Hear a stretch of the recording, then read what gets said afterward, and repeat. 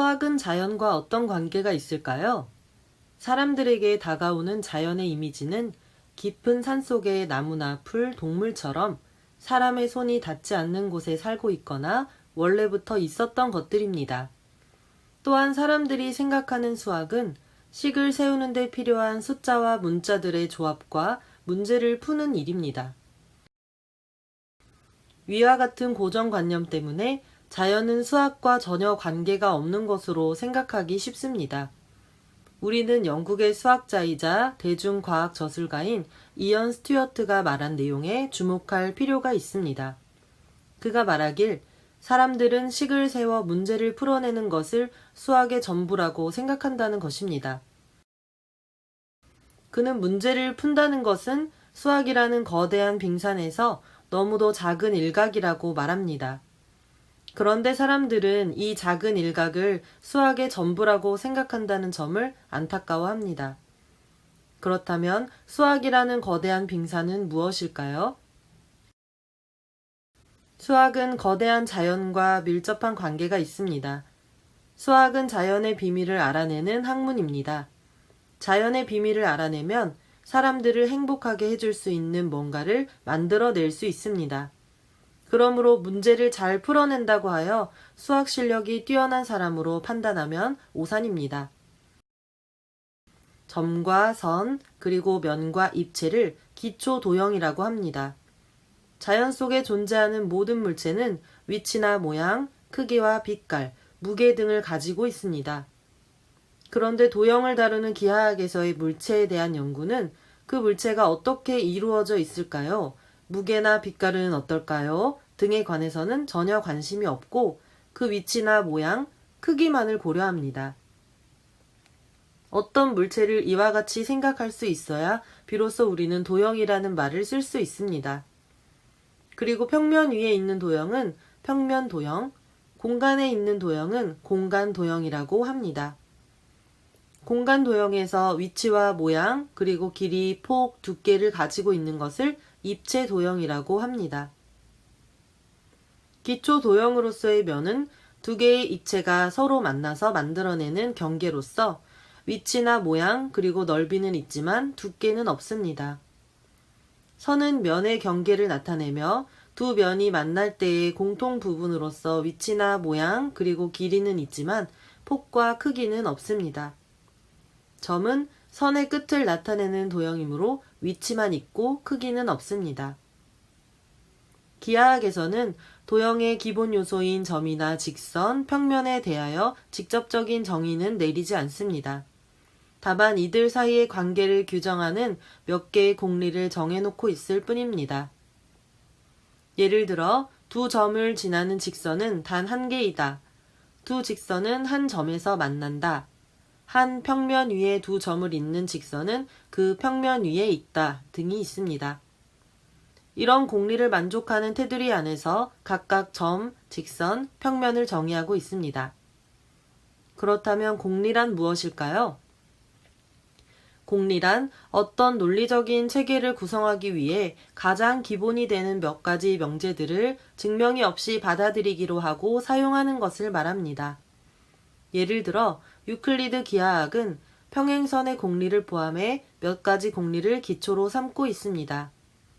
어떠한 구조를 정의하기 위해 그 구조의 성질을 나타내는 규칙을 정하는 것도 공리라고 말할 수 있습니다.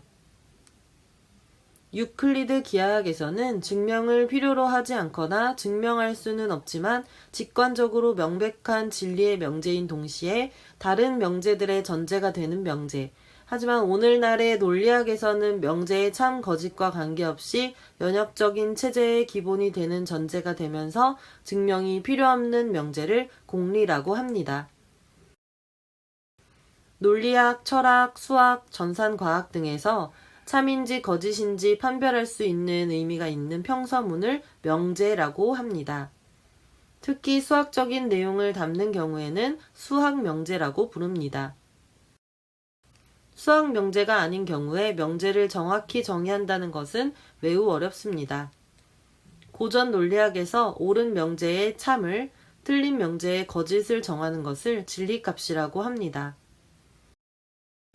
기원전 300년경 알렉산드리아에서는 기하학의 교과서라고 알려진 기하학 원론이 편찬되었습니다.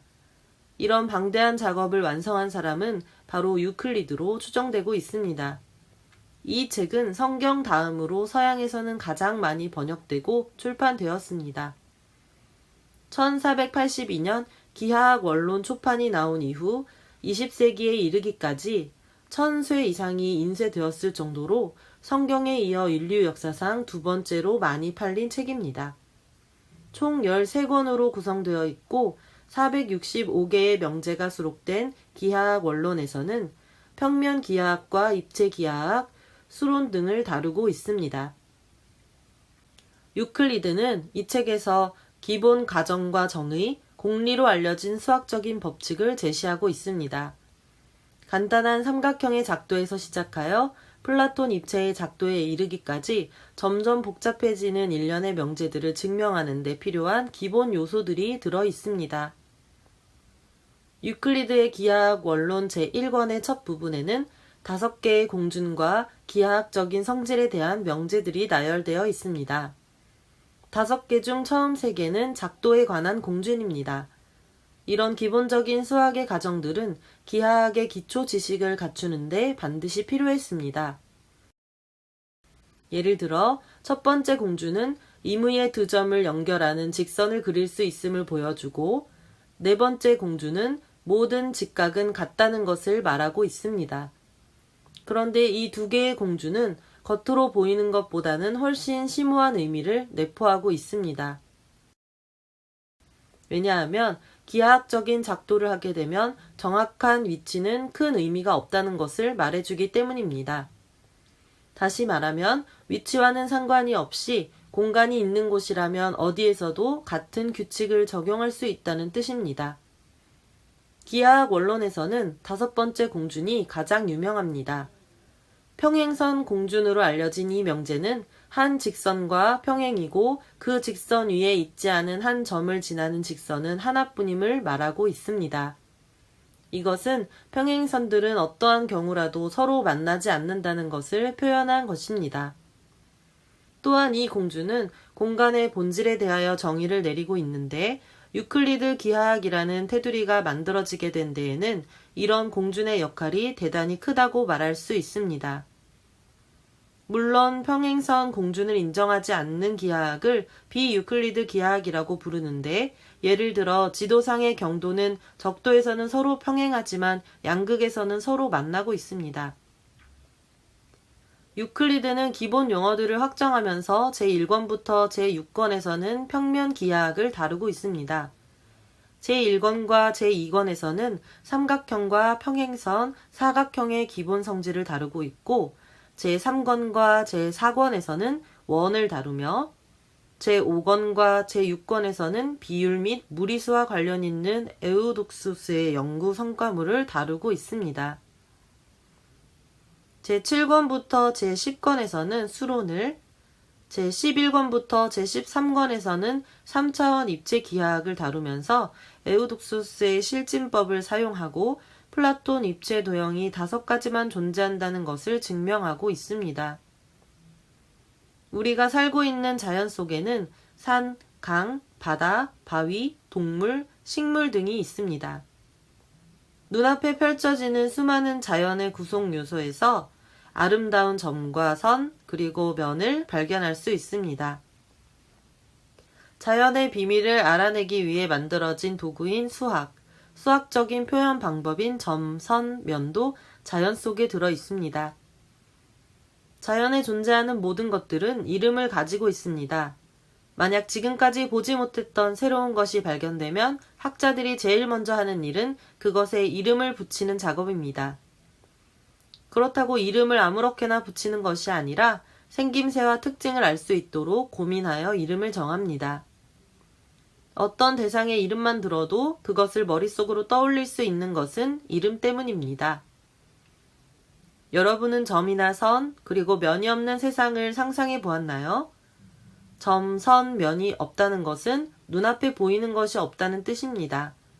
만질 수 있는 형태가 없다는 말과도 같습니다. 보고 싶어도 볼 수가 없고 그림으로 그려내고 싶어도 그려낼 수가 없는 막막한 세상일 뿐입니다. 만약 점선면이 없다면 세상은 아무것도 보이지 않는 텅 빈 공간만 남아있을 것입니다.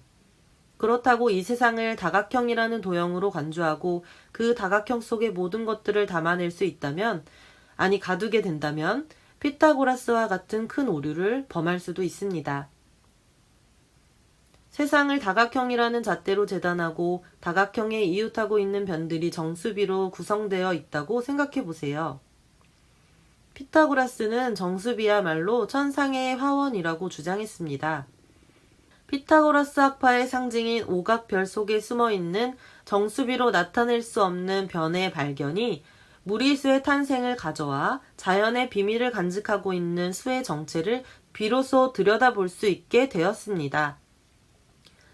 하지만 피타고라스의 유리수 때문에 꼭꼭 숨어버린 자연의 비밀을 찾아내기 위해 수많은 수학자들이 피나는 노력을 했습니다.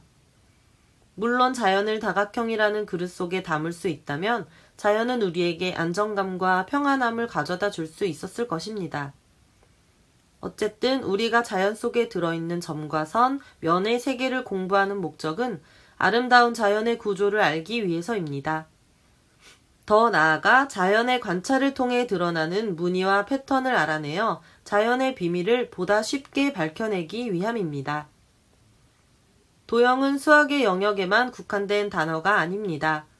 이것은 자연의 관찰을 통해 드러난 무늬를 우리들이 쉽게 이해하기 위해 고안한 그림으로 표현된 자연 언어입니다.